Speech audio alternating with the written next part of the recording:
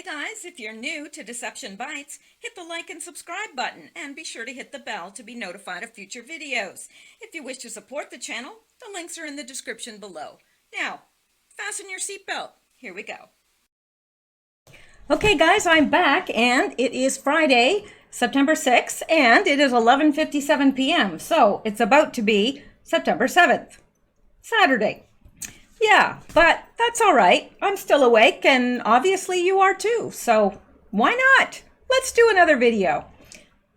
Just me and Donald Trump. Yeah, it said on the package that this was to scale, and I'll have to be honest with you. He's a little shorter than I thought he'd be in real life. I'm just saying. Let's see what he has to say. And then I tweeted, have many millions between Facebook and Twitter. It's great. It's like owning a newspaper without the losses. It's incredible. Thank you. God bless you. And God bless America. God and bless yes, America. Together, we will make America great again. Yes, well, that's what Donald Trump had to say. So this is being brought to you by Donald Trump. Yes. Anyway, let's get on over to the news. I'm going to pick up right where I left off in the last video. And here we go. Now, I will warn you that, it's around this time of night that I get a little bit strange. I mean, I'm strange normally, but I get more strange. But let's just carry on. All right. Now, this is good news for us, because it means that perhaps we will be seeing Q again soon, because a lawyer for 8chan says the site could be back online as soon as next week. That's good news. It was taken down after the El Paso shooting last month. And let's look at this. A lawyer representing Jim Watkins, the owner of the image posting forum website 8chan, tells Mother Jones that the site could be back online as soon as next week. 8chan went dark in the wake of a mass fruiting in EP last month that left 22 dead and injured 24 more. Its internet security company, Cloudflare, dropped it as a client after facing public backlash for helping enable the site after it was discovered that the fruiter had posted his manifesto there. And actually, that manifesto was posted after the fruiting had commenced. So, this is one talented fruiter, because he is able to, look at how many people that he was able to fruit in a very short amount of time. And he was able to change his pants, because there's pictures of him, the picture of him going into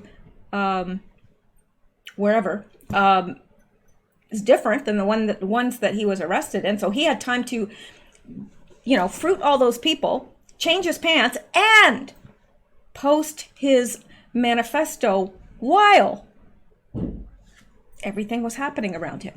Wow, he's talented. Okay, so they're almost here. They're almost there. Benjamin Barr, who represents Watkins, said the goal is within the next week or so to come back. The timing hinges on finding a replacement for Cloudflare, according to Barr. After the fruiting, 8chan's moderators promptly removed the post with the Fruiter's manifesto, but it was the third massacre in recent months that the platform was tied to. The Christchurch, NZ, and the Poway Mosque both posted these, these manifestos to 8chan as well. I'm a little bit careful of what I say, but anyway, so Watkins had tried to get 8chan back online after Cloudflare cut service to it initially. However, after he received a subpoena, Watkins agreed to keep the image board down at least until he testified before Congress. And I think that that's wise, because it stopped the left from doing more French fries, FF, and doing the same thing to set 8chan up, because they know that it is the platform for Q, and so they are trying to make it look bad, as if it is the gathering place for all things ultra right. So yeah, anyway, in a statement addressed to Representative Thompson and the committee before their testimony, Watkins and Barr wrote that 8chan was currently offline voluntarily. The site may come back online, but only when 8chan is able to develop additional tools to counter illegal content under the United States law, they wrote. Barr and Watkins appeared before the House Homeland Security Committee staffers on Capitol Hill Thursday morning in response to the subpoena issued by the committee chairman, Benny Thompson, and the committee's top Republican, Representative Mike Rogers, after the EP fruiting. Regrettably, this is at least the third act of WS, right here, White S, extremist violence linked to your website this year, they wrote in a letter demanding that Watkins appear before the committee. Americans deserve to know what, if anything, you as the owner and operator are doing to address the proliferation of extremist content on 8chan. Well, we know that. Yes, there's a lot of shills on there that post all sorts of stuff because it is a mecca for free speech. So yeah, there's stuff on there that I most certainly wouldn't agree with and I most certainly wouldn't post. But, you know, if you're going to take away their free speech, then, you know, you get yours taken away as well. So yeah, I don't agree with everything that's said, but I'll defend their right to say it. But of course, we had paid shills, you know, from the Dems going in there and posting things to make the movement look bad. And that is what the issue was. But let's go on. Excuse me, just one moment. Pardon me. I have to stop this really soon. I am so addicted to it, and I try to stop. Okay. Let's look at this. Let's just take these in order here. Yeah. It says that the judge may release names linked to Epic Find. A federal judge is considering revealing the names of up to 1,000 people potentially connected to Epic Find. It's unclear who exactly is named in the batch of court records, but one unnamed man, I think his name is Prince Andrew, is trying to keep them sealed. CBSN legal contributor Rebecca Rofi joined CBSN to discuss. And I'm not going to play that. I just want you to know that this is a possibility. And I pray that it is a big possibility because these people need to be outed and held responsible. He didn't just do this in a vacuum. He wasn't the only person. It took a lot of people with him to do the things that he was doing. And a lot of people are knowledgeable and should be held accountable. That's how I feel, and I feel that way very strongly. And I'm almost 100% sure that all of you do as well. So let's go back now, see what other trouble we can get into. Yes, then there's this. Clinton Foundation failed to disclose 1,100 foreign donations. Oh my gosh, I'm shocked. No, I'm not. The co-founder of the Clinton Foundation's Canadian affiliate is revealing new details about the charity's donors in an effort to counter allegations in the New York Times and the new book, Clinton Cash. Well, what do you have to say, Donald Trump? Oh, Don, you're a little controversial. You're talking about illegal immigration. I said it's illegal. That's what he has to say about it. Nothing about the Clintons, but, you know, plenty to say about immigration. Well, I'm sure he's got lots to say about the Clintons and has. Anyway, let me see here. Let's come down. Hillary Clinton's presidential run is prompting. Now, this is from when? This is from 2015. Why did this pull up? I don't know, but it's 2015. My gosh, it's almost 5 years old. We don't want that news. Of course we don't. Let's get fresh news. I like my news fresh, like my men. No, I'm just kidding. I do like my news fresh. Well, you know, like my men. No. Well, maybe. Okay, let's go on now. let's get into some more recent news. Come on. All right, now this, and this I found very encouraging. New York area fire commissioners make history, call for new 9/11 investigation. Now, this is, it's okay, it's like a month and some old, but this is the first time I am seeing this. I've heard about it, but they started off by saying the Pledge of Allegiance. 10 minutes later, they were reading the text of a resolution claiming the existence of overwhelming evidence. No, I don't want to subscribe. Okay. 10 minutes later, they were reading the text of a resolution claiming the existence of overwhelming evidence that pre-planted explosive caused the destruction of 3 World Trade Center buildings. And so it was on July 24th, 2019, nearly 18 years after the horrific attacks that traumatized a nation and changed the world forever. And I think, really, that probably every single one of us, if we are of the age that we witnessed this, then we know exactly where we were and who we were with and what we were doing. It is frozen in my memory for all times. And so it was nearly 18 years after the horrific attacks that traumatized a nation and changed the world forever, the Franklin Square and Munson Fire District, which oversees a volunteer fire department serving a hamlet of 30,000 residents just outside of Queens, New York, became the first legislative body in the country to officially support a new investigation into the events of 9/11. The resolution, drafted and introduced by Commissioner Christopher Gioia, was unanimously approved by the 5 commissioners, members of the audience, including the families of fallen firefighters Thomas J. Hetzel and Robert Evans, both Franklin Square natives, joined in solemn but celebratory applause after the 5th A was spoken.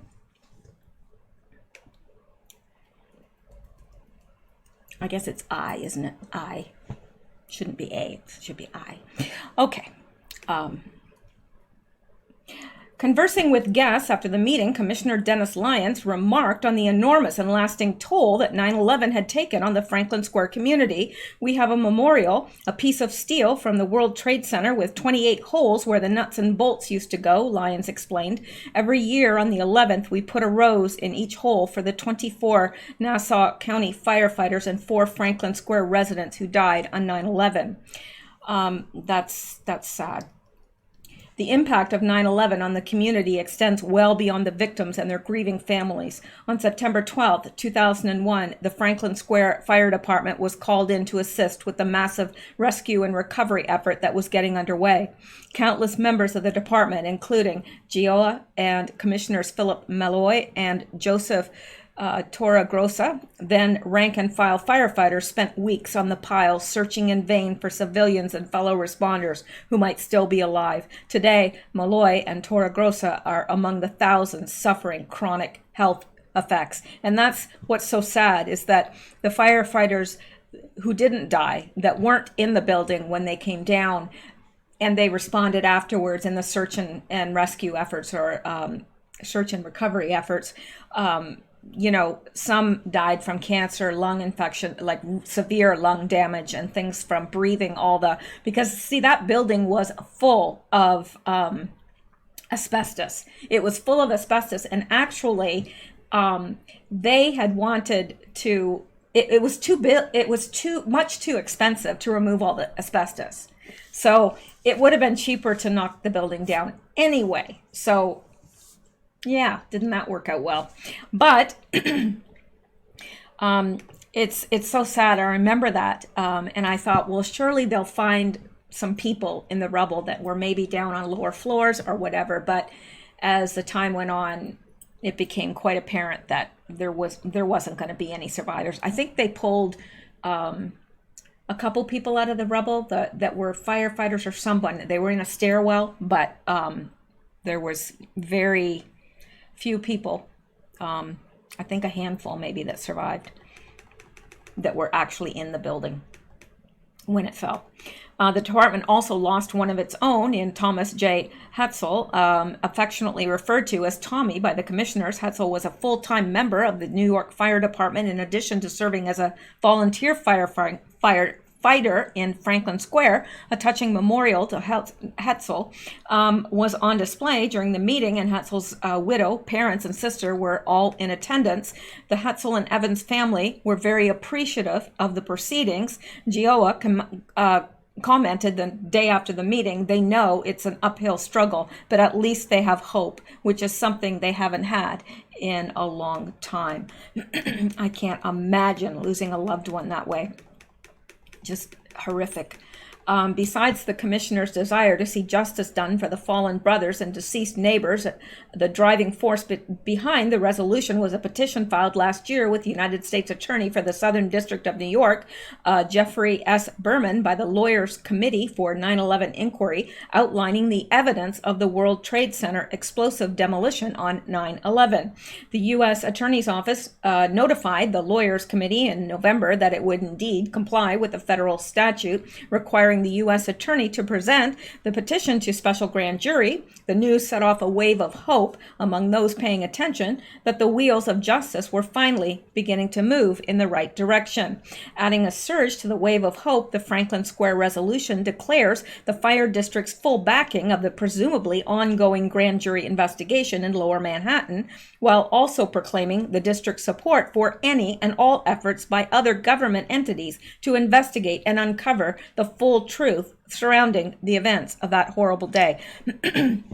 And you know what? The people of America deserve that as well. First and foremost, the families of the victims deserve that. The families of the firefighters and civilians that died that day, police, whoever, and those that subsequently suffered from health effects of breathing that while they were doing their duty and trying to rescue and recover, they owe it to them, but also to the American people. We deserve to know the truth. And even though I'm Canadian, I lived long enough in the States, and my desire is to, I'm a legal resident, and I want to be a citizen of the U.S., and so I consider myself American. I'll always love my own country, but I was there on 9/11. I just, I'll never, and when I talk to people up here about it, it's like, they don't get it. There was something about being in the United States and feeling that day, because no one knew for sure what was happening and how much of the United States was under attack. And I know even in the small town where I was in the mountains of North Carolina at the time, they were going with, they were putting mirrors under cars and going along and searching for bombs. They had police at the courthouse everywhere. I mean, it was, the whole mood of the country changed immediately and has never recovered from that, really. It's never, ever been the same. But the American people deserve to know. They deserve to know. But whether they'll ever admit to we know to a certain extent what happened. But anyway, adding to that surge of hope, the Franklin Square resolution declares the fire district's full backing of the presumably ongoing grand jury. Okay, I think I just read that. We're a tight-knit community, and we never forget our fallen brothers and sisters, yet you better believe that when the entire fire service of New York State is on board, we will be an unstoppable force. Commissioner Christopher Gioa. Speaking to those present after the meeting, Gioa made it clear that this was the first step in a long process. Their goal is to now get every fire district in the state to go on record supporting a new 9/11 investigation. Yeah, this is awesome. After a pause, Gioa added, "We are the first fire district to pass this resolution. We won't be the last." So, and it says, correction, August 8th, 2019, an earlier version of this article omitted that Fire Commissioner Joseph M. Torregrossa also served at the World Trade Center site after 9/11 and is now suffering chronic health effects. So, yeah, and I think that I sincerely hope and pray that all the fire districts will get on board with that, because it needs to happen. It really needs to happen. And especially, you know, if things are going to change and we're going to make America great again, then that is something that needs to be addressed sooner than later. You know, I know there's a lot of other things pressing right now, especially in terms of the corn niblet lovers that are continually being brought to justice. Yeah, but this is right up there. So, all right, let's go back now. No, really, let's. Here we go. Okay, now I think this is very, very interesting. Very. Because I don't know if you have heard this, but what is washing up on the shores of Florida? Now, I'm not sure exactly where in Florida it's been washing up, but, well, huge heroin. Like, no, it was cocaine. It was cocaine, but packaged very much like this. So let's take a look at this, and I think you'll recognize the name at the center of this.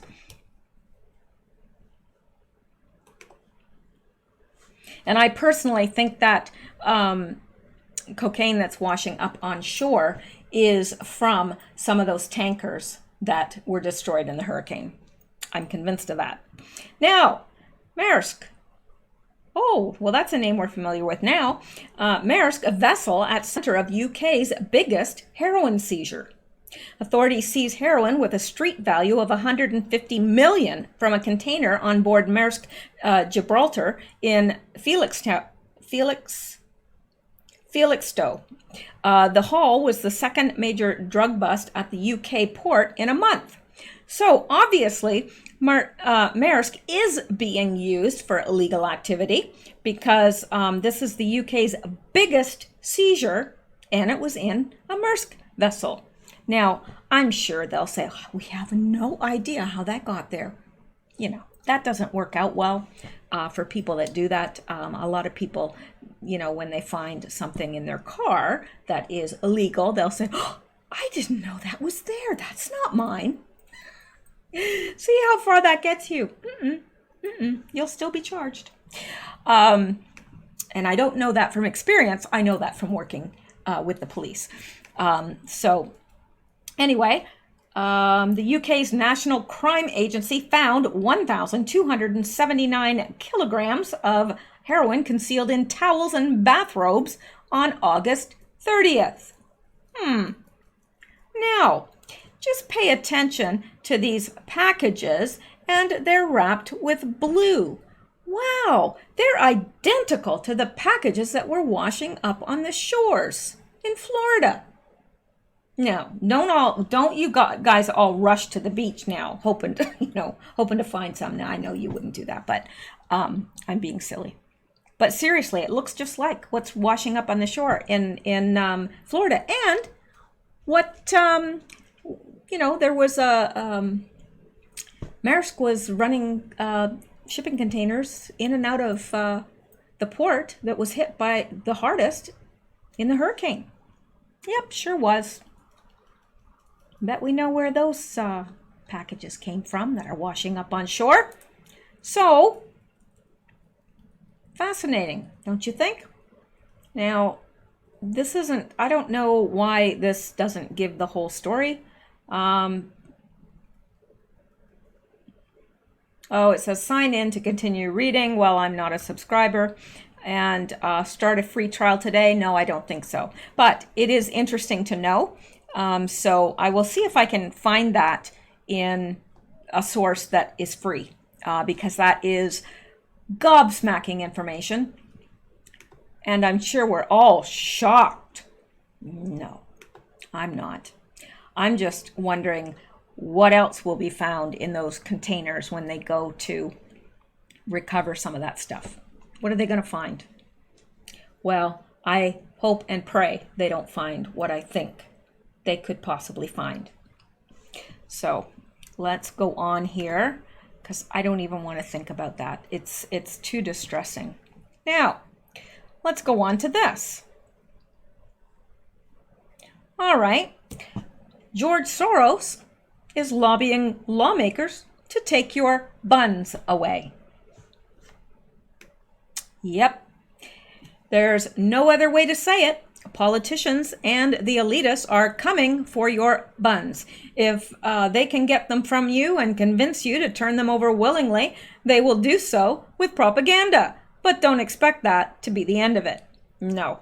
And, it's interesting because they have, these buyback programs. Yeah, they won't give you what it's worth. And then they're going to sell it or supply it to, other places. No way. Isn't it ironic that in order to take away buns from nonviolent people, violent people must use buns to do so? Yeah, it's funny how that is, isn't it? Yeah. And it's also funny that all these people that are against it have armed guards with them. Bodyguards. That's right. Yeah. And I bet you if any of them become president, they're not going to give up their Secret Service, people around them. No, they won't. But they don't want you to have any. But they can. Just like Nancy Pelosi and her big wall around her house. Yeah, she's okay with letting them come in illegally, but I bet you she doesn't let them come illegally into her house. She doesn't even want them illegally in her yard. Got that big old fence. Oh, yeah. It's one rule for them and another rule for us. Okay. So it's hard to believe this escapes the minds of far too many people on this earth. Soros and people in the ruling class certainly want all the control in every situation, and it's much easier to enslave an unarmed populace. This is nothing less than an attempt at complete domination over everyone they think is beneath them. We know that. That's exactly what they want, because it's so much easier to rule a population when they don't have any way of defending themselves. That is why this was written into the Constitution in the first place. According to a report by the Free Beacon, liberal billionaire George Soros advocacy organizations are lobbying lawmakers on Capitol Hill to repeal an act protecting firearm manufacturers from liability for gun crimes. Including murder disclosure forms show, the Open Society Policy Center is Soros' DC-based 501c4 nonprofit that works on domestic and international advocacy and is affiliated with the much larger Open Society Foundations. The center has poured nearly $9 million into lobbying a range of issues so far this year. Now, imagine if that worked for other things. Like, imagine if the people that make trampolines could be sued by everyone that falls off it or uses it improperly or whatever. Or the manufacturer of whatever. You could sue them because, I don't know, maybe you could sue a dressmaker because the dress makes you look fat, even though you are fat. I'm just saying. The people that are always asking, does this make me look fat? It's like, no, it doesn't. I'm not making fun of fat people because I've had an issue with my weight and it's something I constantly battle. So I'm not at all, but I'm just saying this whole way of thinking is absolutely ridiculous. Anyway. It seems like logic has gone out the window these days, and people cannot think through the easiest of things anymore because their minds are being sucked right out of their head by what they're watching on TV. Really. Soros Group moved into gun control advocacy and reported lobbying on issues related to a bill to repeal the Protection of Lawful Commerce in Arms Act. The Protection of Lawful Commerce in Arms Act, PLCAA, was passed as a bulwark against frivolous lawsuits attempting to hold gun companies responsible for criminal acts committed by third parties, sometimes decades after the first legal sale of the firearm. The National Shooting Sports Foundation, the gun industry's trade group. I don't want to say that word too much. It's okay once in a while, but if I say it a lot, it'll trigger. The gun industry trade group pushed to pass the bill in 2005, the group said that the legal protections are necessary to keep gun control activists from bankrupting the industry through suits they believe have no legal standing. The National Shooting Sports Foundation worked with Congress to get the Protection of Lawful Commerce in Arms Act passed with broad bipartisan support and signed into law by President George W. Bush. Mark Oliva, a spokesman for the group, told the Washington Free Beacon, this law correctly protects the firearms industry against frivolous lawsuits that seeks claims against manufacturers for the criminal misuse of a firearm. Those who commit crimes with a firearm are the ones who bear the responsibility for the horrific effects of their actions. The BLCAA ensures this is the case, as it should be. What if what if that pickle that I showed you in the last video, what if I choked to death on it? It's not like my family can go to the farmer and sue them. Really. So, whatever. Bankrupting the firearms industry with frivolous lawsuits is only one way tyrants are attempting to disarm people.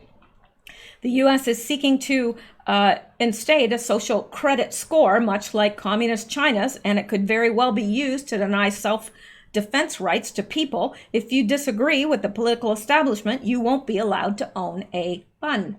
That's a slippery slope if ever there was one. The PLCAA does not shield the firearms industry from traditional liability. Firearms company can be sued for making or selling defective products, and well, they should.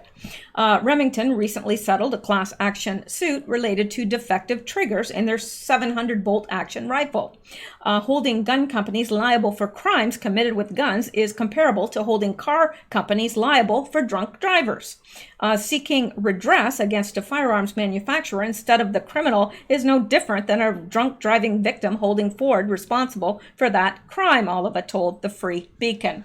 So, and I definitely agree with that. If there's a defect in the product, absolutely you should be able to sue, especially if that defect has caused some injury or harm.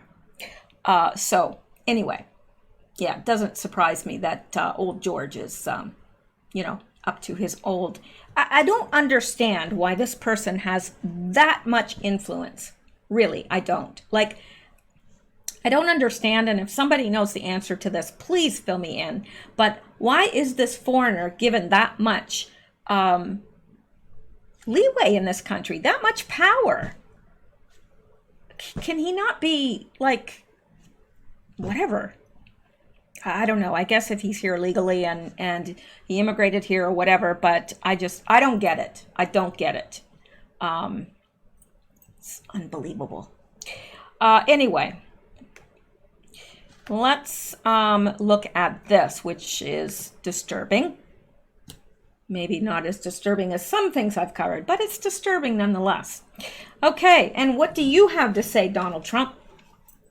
We are going to drain the swamp in Washington, D.C. Yes, we are. Yes, I'm with you. I'm with you all the way, Mr. President. Okay, a successful artificial memory has been created.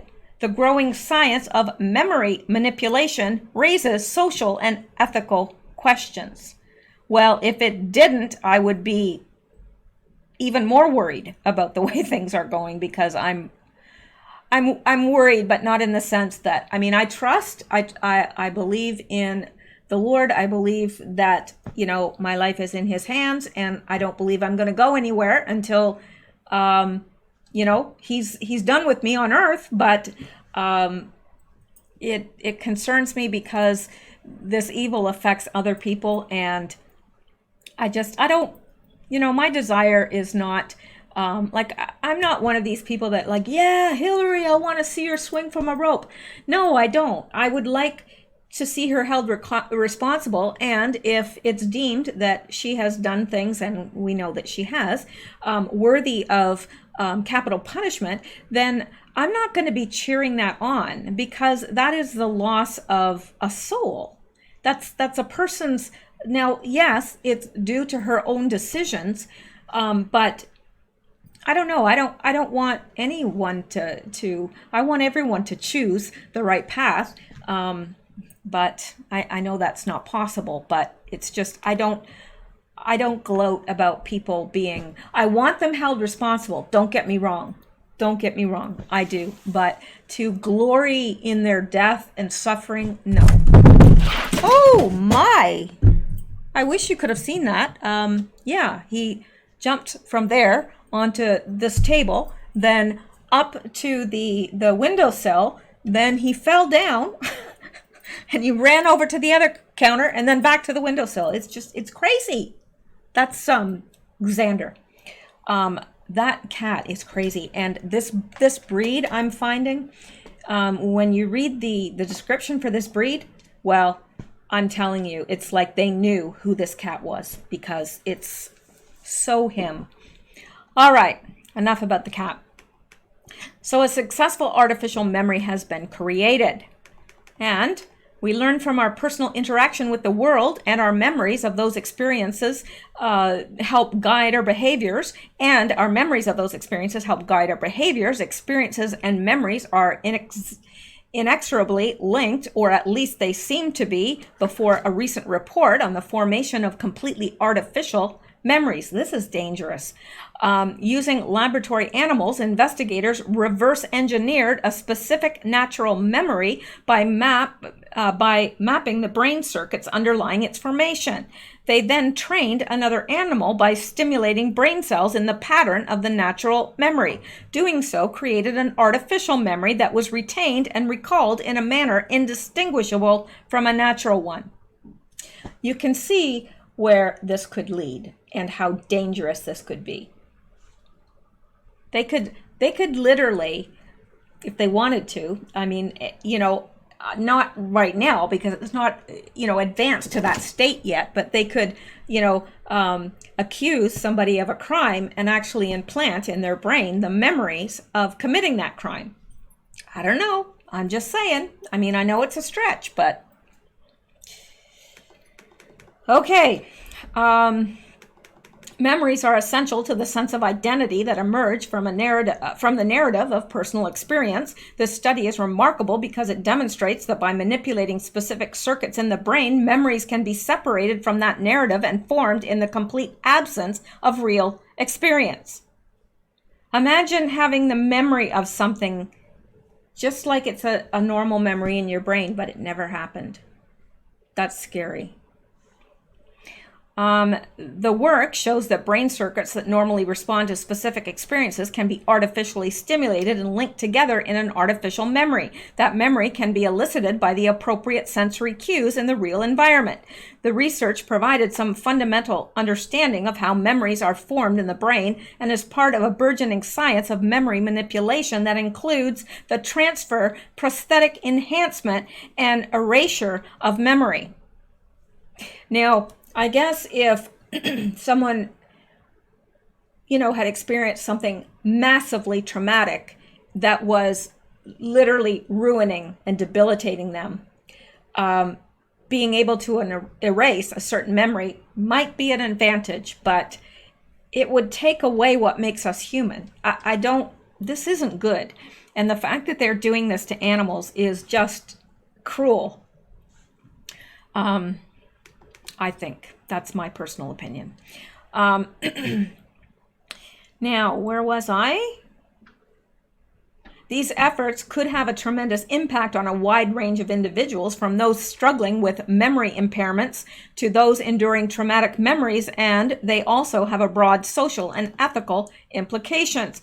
In the recent study, the natural memory was formed by training mice to associate a specific odor, cherry blossoms, with a foot shock, which they learned to avoid by passing down a rectangular test chamber to another end that was infused with a different odor, caraway. The caraway scent came from a chemical called carvone, while the cherry blossom scent came from another chemical, acetophenone. Acetophenone? I don't know. The researchers found that the cherry blossom scent chemical activated a specific type of receptor on a discrete type of olfactory sensory nerve cell. Then they turned to a sophisticated technique, optogenics, to achieve those olfactory nerve cells, to activate those olfactory nerve cells. With optogenics, light-sensitive proteins are used to stimulate specific neurons in response to light delivered to the brain through surgically implanted optic fibers. What could go wrong? What could go wrong with implanting, these optic fibers in our brains? I'm sure nothing. Oh. In their first experiments, the researchers used transgenic animals that only made the protein in acetophenone sensitive olfactory nerves by pairing the electrical foot shock with optogenic light simulation of the acetophenone, or whatever that word is, sensitive olfactory nerves. The researchers taught the animals to associate the shock with activity of these specific acetophenone sensitive. Get down. I'm sorry. That was probably loud when the cat jumped on there. Anyway, sensitive with activity of these specific acetophenone sensitive sensor. I'm just bumbling this all over. Have we got what we needed to get from this? I don't need to be reading all this stuff. And you probably don't need me to, but just know that that's what they're doing out there, probably with our tax dollars, using it to create research to make us even less human, and torturing animals while they're at it by inserting these little fibers in their brain. I don't want any in mine. I think that I would just prefer to stay human, if it's all right with everyone else.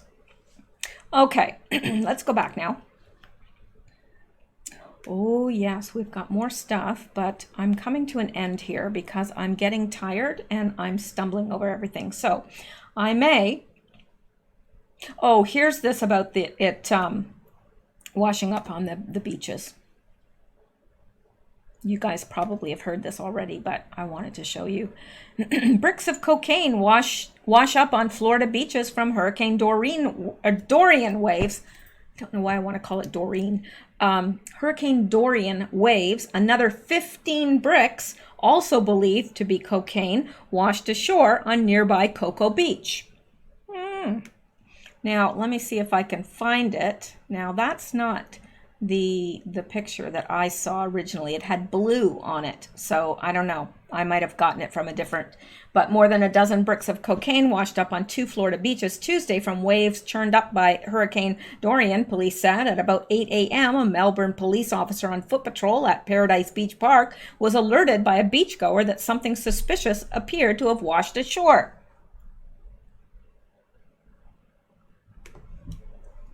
Good thing they didn't open it and say, what's this powder? Anyway, when the officer checked it out, he found a package wrapped in a way that was consistent with narcotics, a Melbourne police spokeswoman said. The brick was tested and was determined to be a kilo of cocaine, the spokeswoman said, adding that it will be destroyed. Let's hope it is. On the outside of the brick appeared to be the beginning of a word, but the only letters visible were DIAMANT. Melbourne police declined to comment on what was written on the brick, citing its investigation. Over in Cocoa Beach, about 20 miles north, police were alerted to a duffel bag that had washed ashore and found 15 bricks of cocaine inside. In the Orlando area, 1 kilo of cocaine is estimated to be worth $20,000 to $30,000, he said. The bag has since been turned over to the U.S. Custom and Border Protection, he said. Dorian, now a Category 2, began lashing the east coast of Central Florida Tuesday night, prompting hurricane warnings for coastal Florida areas, as well as warnings in Georgia, South Carolina, and North Carolina. Before moving toward the U.S. coast, the slow-moving hurricane battered the Bahamas, killing at least 20 people there. Yeah, right. Times that by 100, maybe. Okay. Well, maybe not. I don't know. But it's pretty obvious by the pictures that there's a lot of... Just like Hurricane Katrina. Now, I happen to know for an absolute fact that those numbers were not reported correctly.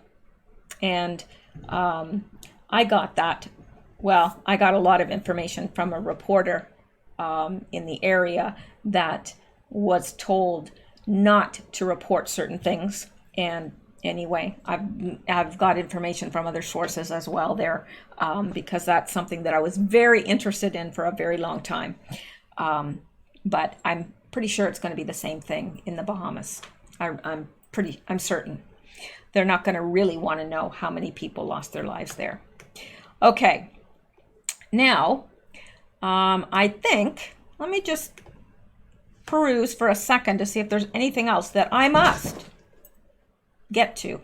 Sorry, the cats are just, whoo, like, I don't know. There must be coffee in their water or something. I don't know, but they are just, whoo, they are unleashed tonight. Seriously.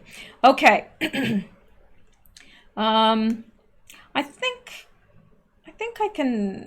I think that's it for tonight, because I'm getting really tired and there's a lot of stuff on here, a lot, but you know, I think some of this can wait till tomorrow, because usually Saturday is not a big news day. So I've got at least enough for 2 other shows here. So I'm going to save that for tomorrow, unless something huge happens, and in which case I'll cover that. All right. So you guys have a wonderful night, and let's see what if Donald Mr. President has anything that he would like to say before we leave. They say, is Donald Trump an intellectual? Trust me, I'm like a smart person. You are. In fact, I think you're brilliant. Really, I do. I do not question. And I think that some people just aren't smart enough to see your brilliance. That's what I think. What else do you have to say? Anything else? For every one new regulation, 2 old regulations must be eliminated. Yes, I'm all for that. All for that. Yes. Well, we love President Trump. So I take what he says to heart. All right. That's it. You guys have a wonderful night. Sleep well. Stay safe. And keep seeking truth, because this guy would be very disappointed if you didn't. I have a running war with the media. They are among the most dishonest human beings on earth. Yes, they are. Okay. Good night.